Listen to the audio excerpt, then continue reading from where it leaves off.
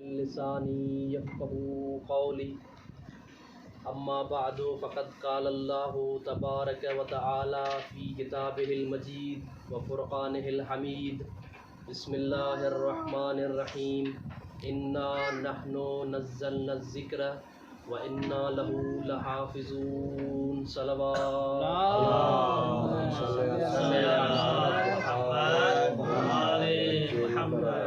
سب سے پہلے خالق کائنات کی بارگاہ میں دعا ہے کہ آپ بزرگان عزاداران کا اس محفل اس مجلس میں آنا اپنی بارگاہ میں قبول اور منظور فرمائے. آمین. پڑھنے والوں کی پڑھائی سننے والوں کی سنائی اپنے بارگاہ میں قبول اور منظور فرمائے. آمین. سب سے بڑی دعائیں اور سب سے بڑی عبادتیں اگر قبول ہوتی ہیں تو توسط امام حسین علیہ السلام سے ماشاءاللہ. میں نے ایک روایت دیکھی جس میں امام جعفر صادق علیہ السلام فرماتے ہیں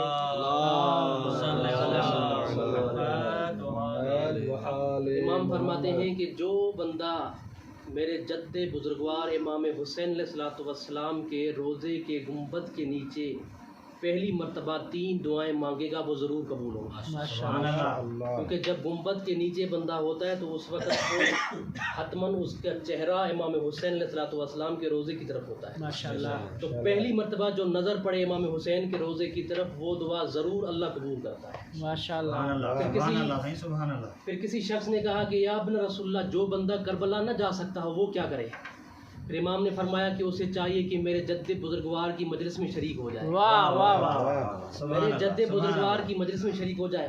پھر امام نے فرمایا کہ لِأَنَّهُ قُبَّةُ الحسین جو میرے جد بزرگوار کی مجلس کا حصار ہے وہ اس طرح ہے جس طرح میرے جد بزرگوار کے روزے کا گنبد ہے. تو جو بندہ روزے کے نیچے دعا مانگے وہ بھی ضرور قبول ہوتی ہے اور جو بندہ مجلس میں دعا مانگے وہ بھی ضرور قبول ہوتی ہے. اب 2 دعائیں تو آپ کے ضمن میں ہیں، آپ مانگے، آپ کی مرضی ہے، جو آپ کی حاجت شریعہ ہے. لیکن ایک دعا مل کر مانگتے ہیں کہ امام زمانہ کا جد ظہور ہو جائے تاکہ دنیا عدل و انصاف سے بھر جائے جس طرح دنیا ظلم اور جور سے بھر چکی ہے. ایک صلوات بڑے محمد وآل محمد صلی علی. میں نے آپ کے سامنے عرض کیا کہ دعا اور عبادتیں توسط امام حسین علیہ السلام سے کمال تک پہنچتی ہیں. ایک روایت میں نے دیکھی امام جعفر صادق علیہ السلام فرماتے ہیں کہ ابھی بچپنے میں تھے امام حسین علیہ السلام، یعنی کہ بول نہیں سکتے تھے، ابھی زبان سے بول نہیں سکتے تھے. ایک مرتبہ رسول خدا صلی اللہ علیہ وآلہ وسلم نماز پڑھ رہے تھے، امام حسین علیہ السلام قریب آئے. تو جیسے ہی رسول خدا صلی اللہ علیہ وآلہ وسلم نے تکبیرۃ الاحرام بلند کی، پھر رسول خدا نے کہا کہ دیکھو حسین بھی یہ کلمہ کہہ سکتا ہے یا نہیں. امام حسین علیہ السلام نے کوشش کی لیکن وہ کلمہ ادا نہیں کر سکا، اللہ اکبر کہہ نہیں سکا. رسول خدا نے پھر دوسری مرتبہ اللہ اکبر کہا، پھر دیکھا کہ دیکھو امام حسین علیہ السلام کہہ سکتے ہیں کہ نہیں کہہ سکتے، لیکن پھر بھی امام حسین علیہ السلام اس کلمے کو ادا نہیں کر سکتے، ابھی بچپنے کی زندگی ہے. تو امام جعفر صادق فرماتے ہیں کہ رسول خدا نے وہ کلمہ 7 مرتبہ دہرایا، اللہ اکبر 7 مرتبہ دہرایا، یہاں تک کہ امام حسین علیہ السلام 7ویں مرتبہ آخری مرتبہ اس کلمے کو ادا کرنے میں کامیاب ہو گئے. ماشاءاللہ. پھر امام صادق علیہ السلام فرماتے ہیں کہ یہ جو نماز میں تکبیرۃ الاحرام سے پہلے 7 مرتبہ اللہ اکبر کہنا مستحب ہے، یہ اسی امام حسین علیہ السلام کی وجہ سے مستحب ہوا. یہ اسی امام حسین علیہ السلام کی وجہ سے مستحب ہوا ہے. تو لہٰذا ہماری دعاؤں کو، ہماری عبادتوں کو جو کمال حاصل ہے وہ امام حسین علیہ السلام کی وجہ سے.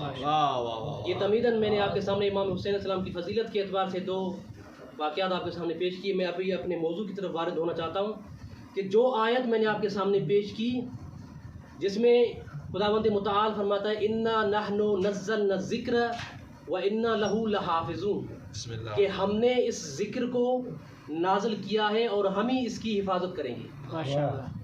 توجہ ہے زن گرامی، ہم نے اس ذکر کو نازل کیا ہے اور ہم ہی اس کی حفاظت کریں گے. تو لہٰذا آپ نے دیکھا ہوگا دنیا میں دستور ہے کہ خداوند متعال نے جو بھی اس طرح کے کلمات قرآن بیان فرمائے ہیں کہ जिस तरह फरमाया कि वयक़ूलु लज़ीना कफ़रू लस्त मुरसला कुल कफ़ा बिल्लाहि शहीदम बैनी व बैनकुम व मन इंदहु इल्मुल किताब, कि ए हबीब इनको कह दो कि तुम्हारी गवाही के लिए एक अल्लाह काफ़ी है और एक वो काफ़ी है जिसके बाद कुरान का इल्म है, किताब का इल्म है। मैं एक लतीफ़ नुक्ते की तरफ इशारा करना चाहता हूँ। तो ये जो खुदा ने इस आयत में फरमाया कि इन्ना नहनु नज़्ज़लना ज़िक्र व इन्ना लहु लहाफ़िज़ून, कि इस कुरान मजीद की हिफाजत हम ही करेंगे क्योंकि इसको नाज़िल भी हमने किया।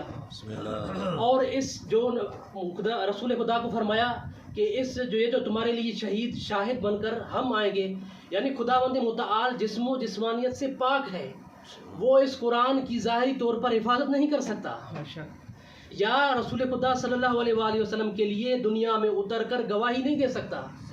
तो लिहाजा ढूंढना पड़ेगा कि इन आयात के मिस्दाक कौन हैं। तवज्जो लिहाजा ढूंढना पड़ेगा कि इन आयात के मिस्दाक कौन हैं। तो इन्ना नहनु नज़्ज़लना ज़िक्र व इन्ना लहु लहाफ़िज़ून, कि इस ज़िक्र को हमने नाज़िल किया और हम ही इसकी हिफाजत करेंगे। इसका ऐन मिस्दाक इमाम हुसैन अलैहिस्सलाम है। सुभान अल्लाह। क्योंकि करबला के लिए जब मदीना से निकले थे तो सबसे पहली बात रसूल इमाम हुसैन अलैहिस्सलाम ने यही फरमाई थी कि मैं अपनी उम्मत जद्द की उम्मत के इस्लाह के लिए निकल रहा हूँ। और कुरान के लिए सबसे बड़ा खदशा यही था, तारीख फरमाती है कि कुरान के लिए सबसे बड़ा खदशा यही था कि कुरान में तहरीफ हो सकती थी, कुरान में तहरीफ हो सकती थी। अगर इमाम हुसैन अलैहिस्सलाम ये कदम न उठाते, यजीद की हाँ में हाँ मिलाते, तो शायद ये कुरान सही और सालिम आज हम तक न पहुँचता। ये कुरान जो सही और सालिम हम तक पहुँचा है, ये इमाम हुसैन अलैहिस्सलाम का सदका है। एक सलवात इनायत फरमाए मोहम्मद वाले। तो ऐन इसके आयत की मिस्दाक इमाम हुसैन अलैहिस्सलाम है। अब मैं हदीस का सहारा लेता हूँ। जनाब रसूल खुदा सल्लल्लाहु अलैहि वसल्लम ने फरमाया कि इन्नी तारिकुन फ़ीकुम मुस्तक़लैन किताब अल्लाह व इतरती अहल बैती, कि मैं आपके दरमियान दो गिरा कदर चीज़ें छोड़े जा रहा हूँ। एक किताब अल्लाह, दूसरी इतरती अहल बैती, मेरी इतरत और अहल बैत हैं। तो रसूल खुदा ने हदीस के मुताबिक भी वाज़े कर दिया कि कुरान और अहल बैत हमेशा साथ साथ रहेंगे। अगर कुरान में हर्फ आया तो मेरी अहल बैत उनको बचाएंगे, और अहल बैत की इज्जत पे हर्फ आया तो कुरान उसकी गवाही देगा। तो हदीस के हिसाब से भी ये मालूम हुआ कि इस आयत के ऐन मिस्दाक कुरान को बचाने वाले इमाम हुसैन अलैहिस्सलाम की ज़ात है।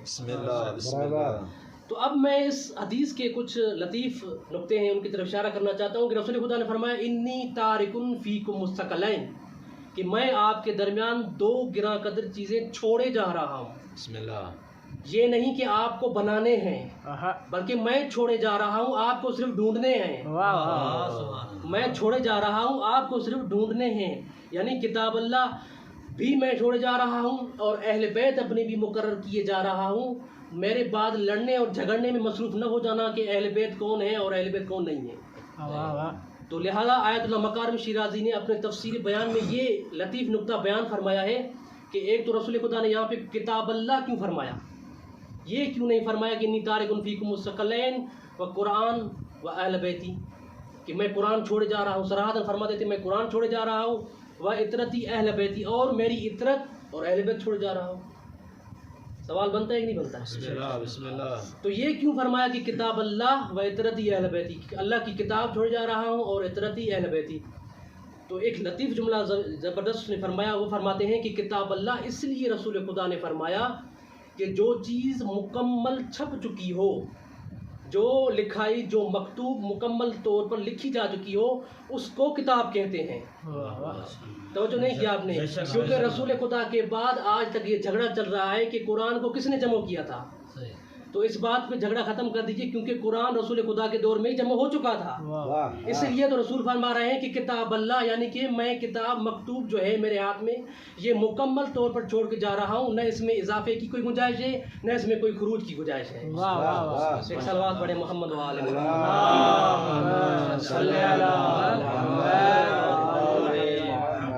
ना इसमें कोई खुरूज की गुंजाइश है कि कोई चीज़ से खारिज की जाए, اور نہ اس میں کوئی اضافے کی گنجائش ہے. لہذا رسول نے اپنی زندگی میں فیصلہ کر دیا کہ کتاب اللہ کہہ کر میں نے قرآن کو مکمل طور پر جمع کر دیا ہے.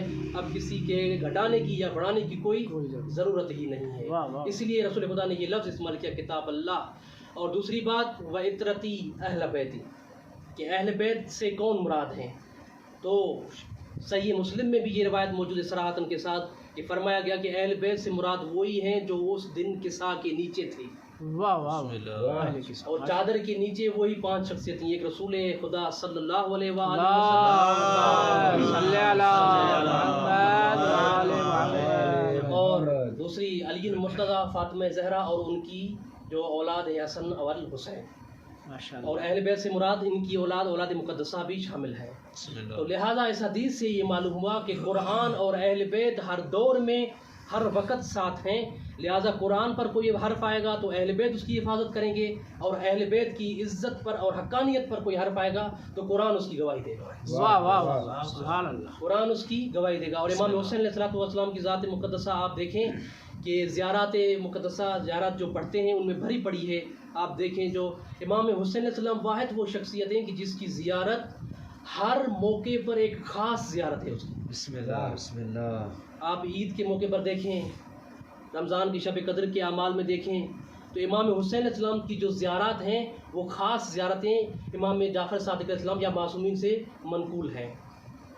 تو اس جو عید قربان یا عید فطر کی جو عید ہے اس میں بھی گواہی دے کر امام فرماتے ہیں کہ میں گواہی دیتا ہوں کہ اشہد انک تالی لکتاب اللہ, کہ میں گواہی دیتا ہوں کہ اے میرے جد بزرگوار آپ وہ ہیں قرآن مجید کی تلاوت کرنے والے. قرآن مجید کی تلاوت کرنے والے ہیں آپ.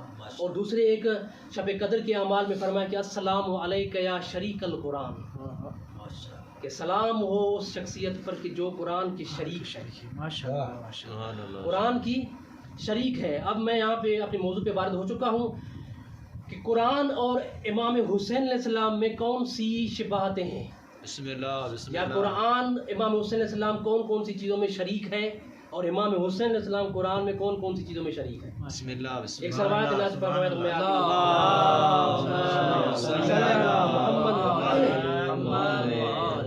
موضوع سننے کو دل کر رہا ہے کہ نہیں کر رہا ہے. بسم اللہ بسم اللہ. نعرہ حیدری, نعرہ تکبیر, نعرہ رسالت, نعرہ حیدری, حسینیت, یزیدیت, دشمنان البیت لعنت, خاندان زہرا دے بابا دے بلند تر صلوات.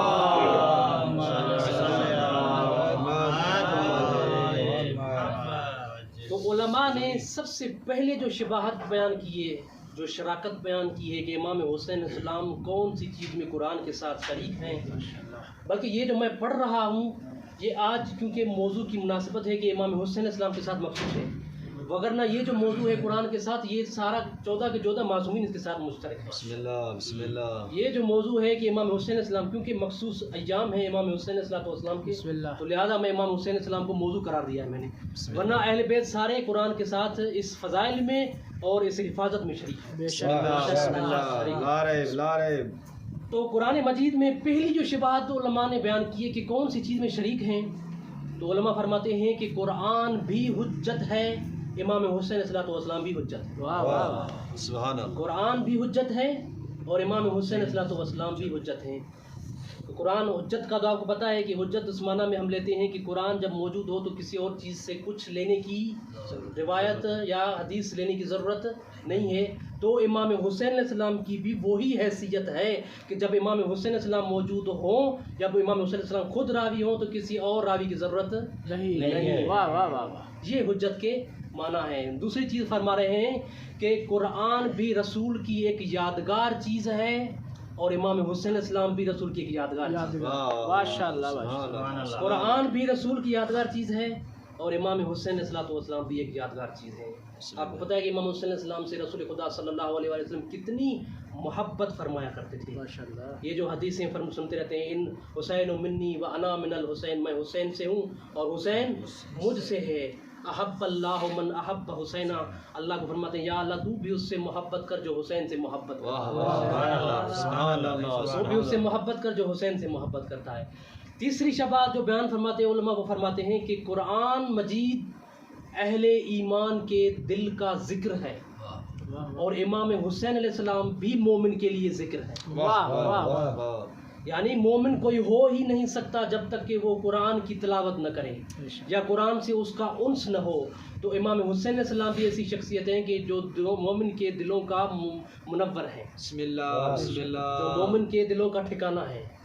یعنی مومن، روایت میں پڑھ رہا تھا ابھی مختلف شستری میں، وہ فرماتے ہیں کہ مومن کبھی بھی امام حسین علیہ السلام کا ذکر کیے بغیر رہ نہیں سکتا۔ واہ واہ، اور پھر فرمایا کہ جب مومن امام حسین علیہ السلام کا ذکر کرتا ہے تو روئے بغیر رہ نہیں سکتا۔ امام حسین علیہ السلام ایسی شخصیت ہے مومن کے لیے کہ مومن جب بھی امام حسین کا ذکر کرے گا تو ان کے دل اور ان کی آنکھوں سے ضرور بضرور اشک جاری ہو جائیں گے۔ بسم اللہ بسم اللہ۔ بس میں اپنی ابھی مصاحب کی طرف بڑھنا چاہتا ہوں، اور آخری شبہ جو بیان فرمائی بسم اللہ، علماء نے وہ یہ فرماتے ہیں کہ قرآن بھی ابد تک رہنے والا ہے، امام حسین کا نام بھی ابد تک رہنے والا ہے، کیونکہ یہ جو امام حسین علیہ السلام نے قربانی فرمائی ہے، یہ جو قربانی دی ہے، اس کے عوض میں اللہ نے امام حسین کو وہ انعام عطا کیا ہے کہ اللہ نے امام حسین کو کہا کہ یہ تمہارا انعام ہے کہ جب تک میرا نام رہے گا تب تک تیرا نام رہے گا، جب تک میری خدائی رہے گی تب تک تیرا نام رہے گا یا حسین۔ اور امام حسین علیہ السلام نے، بس ایک دو آیات کی طرف میں اشارہ کرتا ہوں کہ کس طرح امام حسین علیہ السلام نے ان آیات کو ذکر کیا ہے مختلف مواقع پر۔ ایک صلوات عنایت فرمائے۔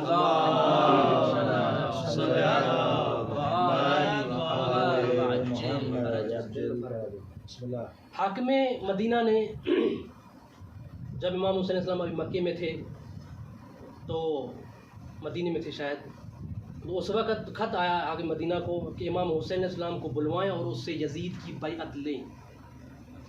تو امام حسین علیہ السلام نے دربار میں جانے کے لیے دعوت قبول کی کہ ہاں میں دربار میں آتا ہوں، دعوت قبول کی ہے۔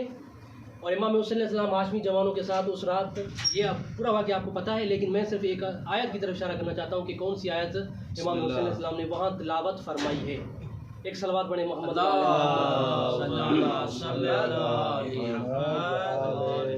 تو جیسے ہی اس حاکم مدینہ کی دربار میں امام حسین علیہ السلام وارد ہوئے تو حاکم مدینہ نے وہ اپنے جو مطالبہ تھا وہ پیش کیا کہ ہم آپ سے یزید کی بیعت لینا چاہتے ہیں۔ تو امام حسین علیہ السلام نے مثبت جواب نہیں دیا کہ میں یزید کی بیعت نہیں کروں گا۔ تو وہاں پہ ایک شخص کھڑا ہوا تھا، مروان بن حکم، اس نے حاکم مدینہ کی طرف اشارہ کر کے کہا کہ ابھی موقع ہے رات کی تاریکی میں کہ امام حسین علیہ السلام کو قتل کر دو اگر یزید کی بیعت نہیں کرتا۔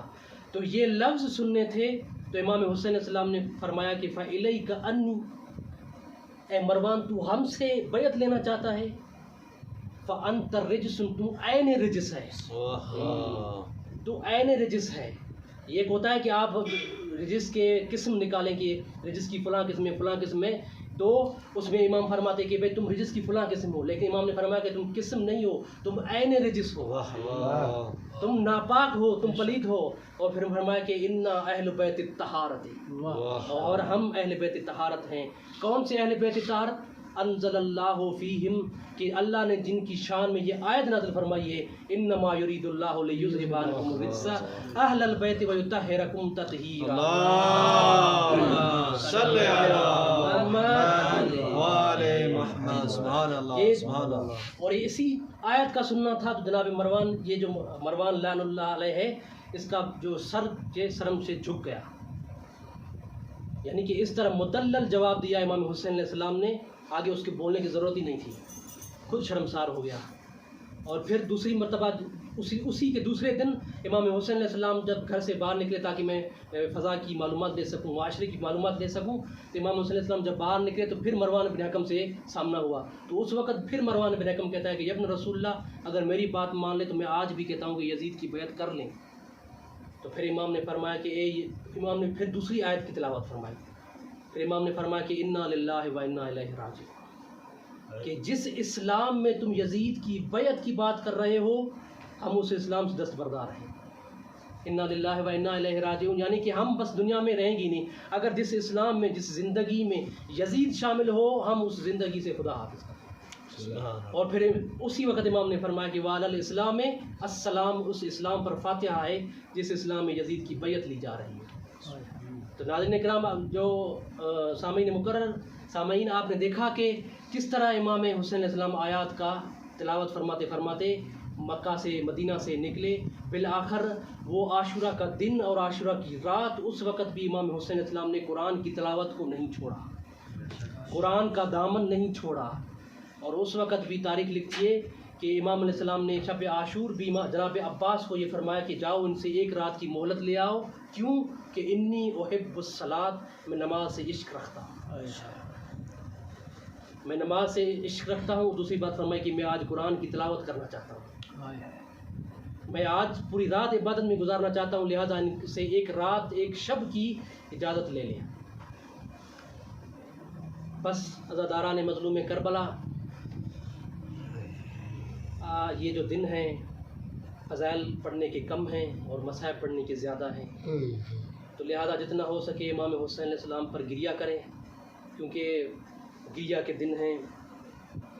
मैंने एक रिवायत कामिलुज़ ज़ियारात से देखी, मसाइब की तमीद मांगने के लिए रिवायत अर्ज़ कर रहा हूँ कि फरमाते हैं कि जब मजलिस मुकर्रर हो जाती है, मोमिनीन मजलिस में आकर बैठते हैं, तो रिवायत में है कि 5 शख्सियतें ऐसी हैं कि जो मोमिनीन के चेहरों की ज़ियारत करती हैं। कौन सी शख्सियत हैं वो? जनाब रसूल खुदा, इमाम अली अलैहिस्सलाम, जनाब फ़ातिमा ज़हरा, इमाम हसन अलैहिस्सलाम और ख़ुद इमाम हुसैन अलैहिस्सलाम। ये मुसलसल तौर पर मोमिनीन के चेहरों की ज़ियारत करती हैं। और इमाम हुसैन अलैहिस्सलाम उस वक़्त उन चारों मासूम से फरमाते हैं कि आप इन मोमिनीन के लिए दुआ करें, मैं आमीन करता हूँ। ये मंजिलत है अज़ादारान मज़लूम करबला की।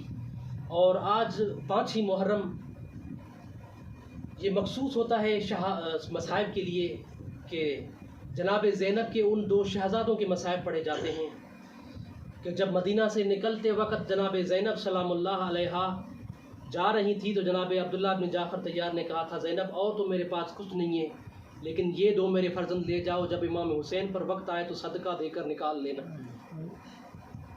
तो अज़ादारा, ये शब आशूर है, जनाब ज़ैनब सलामुल्लाह अलैहा दूसरी माएँ भी अपने बच्चों को प्यार भी कर रही हैं, समझा भी रही हैं और फरमा रही हैं कल है इमाम हुसैन अलैहिस्सलाम पर कुर्बानी का दिन, ऐसा न हो कि आप हमें शर्मिंदा करना और इमाम हुसैन अलैहिस्सलाम में कुर्बानी देने में कोई कोताही हो जाए। तो जनाब ज़ैनब ओन मोहम्मद को फरमाती हैं कि सबसे पहले मैं देखूँ कि आप मैदान की तरफ गए हैं। ओन मोहम्मद को समझा रही हैं और ओन मोहम्मद को तैयार किया। दूसरा दिन आशूर का हुआ, जनाब ओन मोहम्मद आए हैं जनाब इमाम हुसैन अलैहिस्सलाम के पास, मामू जान हमें इजाज़त दीजिए कि हम मैदान की तरफ जाएं शहादत के लिए। लेकिन जनाब इमाम हुसैन अलैहिस्सलाम उनको पलटा देते हैं। और फिर जब वो अपनी माँ जनाब ज़ैनब के पास आते हैं तो जनाब ज़ैनब सलामुल्लाह अलैहा फरमाती है कि आप अभी तक ज़िंदा हैं, मैंने रात को आपको कहा था कि सबसे पहले शहादत आपकी होनी चाहिए। लेकिन जनाब ओन मोहम्मद फरमाते हैं कि मैं क्या करें, हम खेमे में आते हैं तो आप बैठने नहीं देती, हम बाहर जाते तो मामू हुसैन हमें इजाज़त नहीं देते।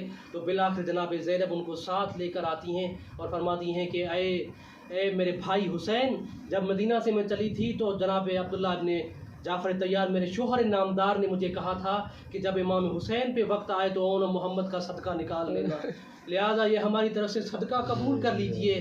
तो जनाब इमाम हुसैन ने उन दोनों बच्चों को इजाज़त दी। दोनों बच्चे मैदान की तरफ बड़े अच्छी जंग करते हुए चल रहे हैं, दोनों साथ साथ हैं। लेकिन इन्होंने हर दफ़ा आपने देखा है कि इन्होंने बनी हाशिम के जवानों को, बनी हाशिम के बच्चों को धोखे से ही मारा है और कोई इनके पास हरबा नहीं होता था। लिहाजा इन दोनों को धोखे के साथ इनको घोड़ों से और ज़ख्मी करके गिराया। जब ज़ख्मी करके गिरे तो आवाज़ देकर कहते हैं मामू हुसैन हम अब ज़मीन पर आ गए, हमारी फरियाद के लिए आइए। जनाब इमाम हुसैन अलैहिस्सलाम आए, अज़ादारान मज़लूम करबला, दोनों बच्चों की लाशों को उठाया, खैमों की तरफ ले आए। हर माँ हर बीबी इन दोनों बच्चों के ऊपर गिरिया करने के लिए आई है, लेकिन जनाब ज़ैनब सलामुल्लाह अलैहा तारीख़ कहती है नहीं आई और नहीं रोई। इसी तरह आशूर का दिन भी गुजर गया, पूरा सफ़र करबला का सफ़र शाम भी गुजर गया। लेकिन तारीख़ कहती है जब मदीना पहुँचे जनाब ज़ैनब सलामुल्लाह अलैहा अपने घर में दाखिल हुई, क्या देखती हैं 2 छोटे छोटे मुसल्ले हैं دو نے چھوٹے چھوٹے مسلوں کو اٹھایا، سینے سے لگا کر کہتی، کربلا کی طرف منہ کر کے کہتی ہے او نہ محمد، میں آخر آپ کی ماں ہوں، میں پورے راستے نہیں روئی تو اس لیے نہیں روئی کیونکہ میں دوسرے ماؤں کے لیے سہارا بن چکی تھی، میں اگر آپ پہ روتی تو وہ ان کو سہارا کون دیتا، لہٰذا آپ بھی میرے بچے ہیں لیکن آپ میرے شیر ہیں، الا لعنت اللہ علی قوم الظالمین، انا للہ و انا الیہ راجعون۔